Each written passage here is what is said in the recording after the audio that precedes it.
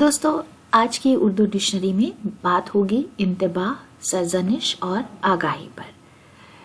شروعات کرتے ہیں لفظ انتباہ سے۔ انتباہ کا مطلب ہے تنبیہ، دھمکی، تخویف یا باخبری، چیتاونی، پہلے سے ساودھانی یا سنکیت۔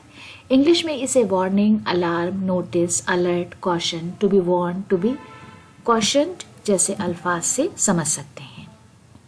رحمان جامی کا شعر ہے، نہ چھوڑا ہم کو کہیں کا تمہاری الفت نے، جدائی دے کے قیامت کا انتباہ گئی۔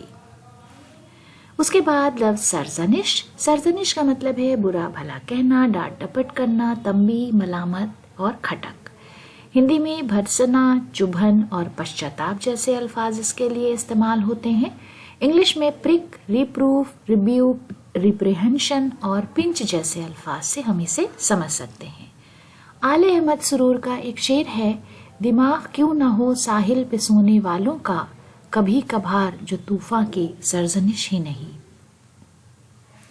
اس کے بعد لفظ آگاہی یا آگہی، تو اس کو دو طرح سے ہم لکھتے ہیں اور بولتے بھی ہیں۔ ایک میں ہم گاف کے بعد الف لگاتے ہیں اور ایک کو بغیر الف کے ہی لکھتے ہیں۔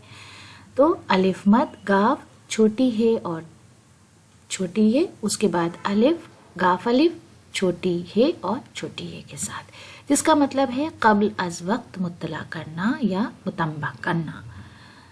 گیان، جانکاری، سوچنا اور چیتنا، information, knowledge, intelligence, cognizance and vigilance جیسے الفاظ اس کے لیے استعمال کیے جاتے ہیں۔ محمد رفیع سودا کا ایک شعر ہے، سودا جو بے خبر ہیں وہی یہاں کرے ہیں عیش، مشکل بہت ہے ان کو جو رکھتے ہیں آگہی۔ تو دوستو آج کی ویڈیو کے لیے یہ ہماری پیشکش تھی۔ اگلے ویڈیو میں آپ سے پھر ملاقات ہوگی۔ ویڈیو دیکھنے کے لیے بہت بہت شکریہ۔